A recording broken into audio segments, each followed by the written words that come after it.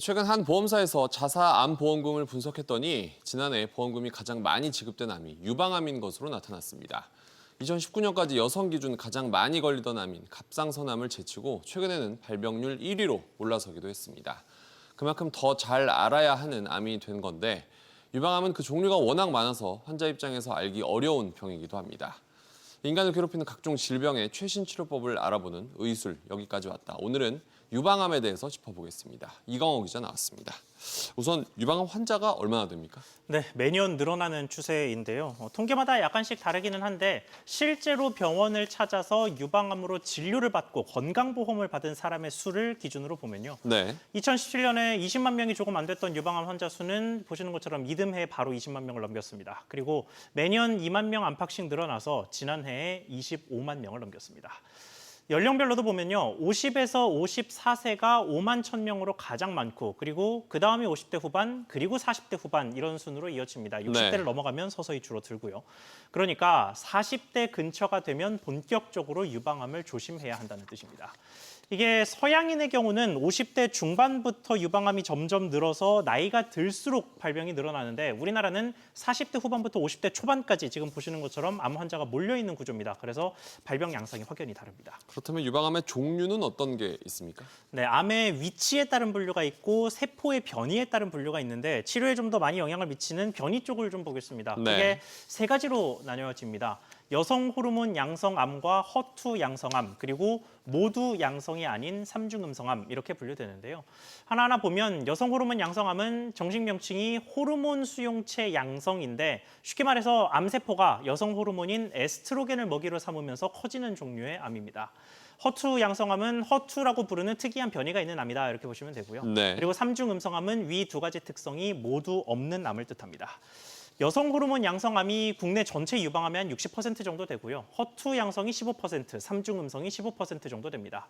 이게 그냥 생각하기에는 특이한 점이 없는 암이 좋은 거 아닌가 싶은데 특이한 점이 있어야 그 점을 파고들어서 암을 치료하기 비교적 쉽습니다. 그런데 암 종류와는 상관없이 유방암은 수술이 많은 암 아니었습니까? 네, 한 10년쯤 전까지만 해도 유방암에 걸리면 수술을 우선적으로 하는 게 맞았습니다. 그런데 최근에는 여러 가지 약들이 개발되면서 항암 치료의 영역이 점점 넓어지고 있습니다. 위 앞서 설명드렸던 세 가지 암에 쓰는 치료제가 각각 다른데 이 영역 전반에서 발전이 이루어졌습니다. 그럼 먼저 여성 호르몬 양성암의 최신 치료법부터 정리해볼까요? 네, 이 암은 여성 호르몬을 먹이로 쓴다고 말씀드렸죠. 그러면 먹이가 되는 여성 호르몬을 줄이면 암도 작아질 것 같은데 제약사와 의사들도 같은 아이디어에서 약을 개발을 했습니다. 그런데 실제로 약을 투여해보니까 그냥 항암제를 넣는 것과 비교해서 크게 다른 효과가 없었습니다. 그래서 현재는 암이 너무 크거나 림프절 전이가 많지 않은 상태라면 일단 수술을 먼저 하는 게 오래전부터 표준 치료로 자리 잡아왔습니다.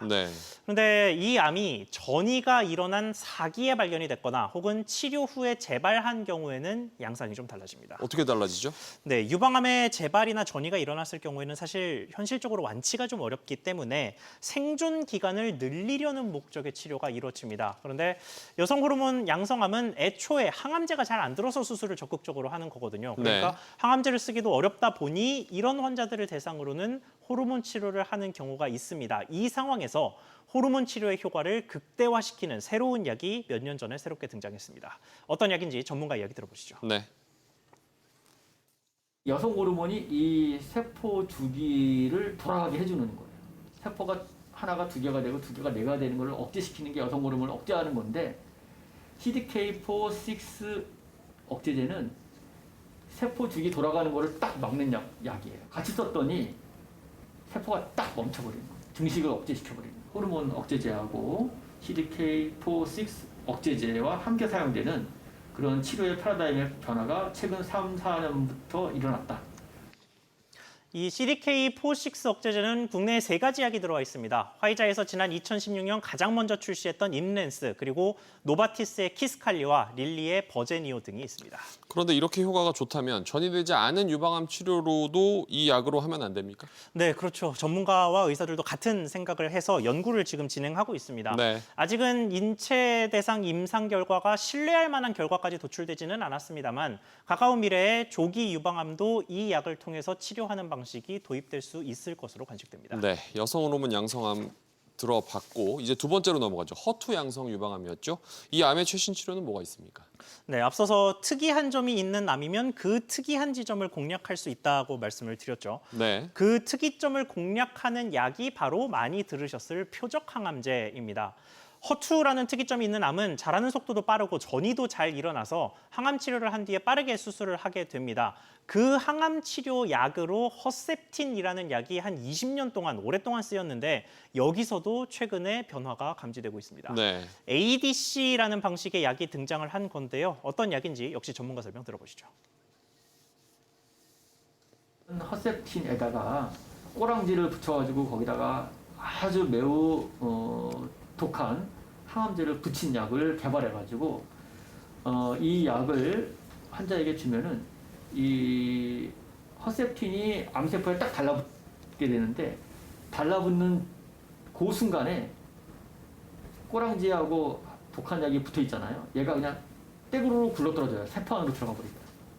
그렇게 만들었어요. 그래가지고 그 허투가 있는 암세포만 가서 죽이는 그러한 약이 개발됐습니다. 지금 의사가 설명한 약은 로슈에서 개발한 캐사일라라는 약이고요. 네. 비슷한 방식이지만 더 효과가 좋은 것으로 보이는 약도 나왔습니다. 다이이치 산키오라는 일본 제약사가 8조 원 규모로 아스트라제네카에 기술 수출을 하고 공동 개발한 엔허투라는 약입니다. 이게 지난 2019년에 미국에서 첫 허가를 받았고 국내에서도 허가해달라는 국민청원까지 등장한 끝에 지난주에 허가가 이루어졌습니다. 네. 최근 유럽에서 암 학회가 열렸는데 이 학회에서도 이 약의 치료 효과를 발표하는 강연장에 앉을 자리가 없을 정도로 큰 관심을 끌었습니다. 자, 그렇다면 마지막으로 여성 호르몬도 또 허투라는 특이성도 없는 암이 있었다고 했죠. 이 유방암은 어떤 암입니까? 네, 삼중 음성 유방암이라고 하는데 아직 이 암에는 딱 맞는 약이 없습니다. 네. 그래도 이 암은 가장 오래된 독한 항암제에 비교적 잘 반응하는 편이라서 항암제가 그래도 제일 적극적으로 쓰이고 있고요. 대신에 항암제를 써서 치료를 하더라도 재발이 세 종류 유방암 중에 가장 많아서 예후가 가장 나쁜 암입니다. 그래서 현재는 여러 면역 항암제를 기존 항암제와 함께 썼을 때 어떤 조합이 가장 효과가 좋은지 알아보는 실험이 진행되고 있습니다. 지금까지 약에 대해서 쭉 얘기를 했습니다. 그렇다면 수술에서는 패러다임 변화가 없습니까? 네, 일단 치료하는 방식, 혹은 유행이라고 할까요? 그런 것들이 조금씩 바뀌는 추세입니다. 시간 순서대로 짚어보면 아주 예전에는 유방암에 걸리면 가슴을 전부 잘라내는 게 일반적이었어요. 네. 그러다가 조기에 유방암을 발견하는 진단 기술이 점점 발달하면서 암세포가 작은 상태에서 발견을 하다 보니까 가슴을 최대한 보존하는 방식으로 수술이 이루어졌습니다. 그랬다가 최근에는 다시 가슴을 크게 절제하는 수술이 많이 시도되고 있습니다. 한쪽에 유방암이 생겼는데 반대쪽까지 다 자르기도 하고 또 배우 안젤리나 졸리처럼 유방암을 예방하기 위해서 아예 미리 가슴을 절제하기도 합니다. 이런 시도가 가능해진 건 유방암 수술을 하자마자 보형물 등을 활용해서 가슴을 재건하는 성형 기술이 발달했기 때문입니다. 이게 모든 환자가 받을 수 있는 수술은 아니긴 합니다만 수술을 마친 뒤에 외형적으로는 거의 변화가 없는 수준을 만들어낼 수 있게 됐다는 거죠. 그럼 수술을 하는 기술에 있어서는 어떤 특별한 변화가 있습니까?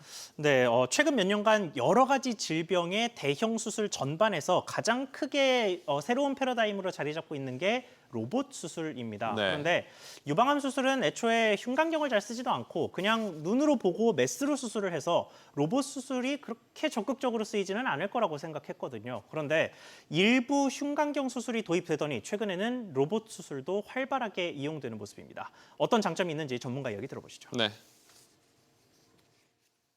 로봇 수술의 경우에는 팔이 길기 때문에 상처가 유방암에 위치하는 전혀 다른 부위에 있을 수 있다는 것이죠. 브레이저가 가려지는 그런 라인 쪽에 주로 이제 겨드랑이 아래쪽에 많이 상처를 내고 거기서 유방까지 가서 유방을 절제하는 그런 수술을 하고 있는 것이죠. 사실 환자가 느끼는 건 별로 차이가 없는데 의사가 느끼기에는 내시경적인 수술보다는 로봇 수술이 훨씬 더 편안하게 많은 자세를 사용할 수 있기 때문에 여성 발병 1위 유방암 잘 들었습니다. 이 기자 잘 들었습니다.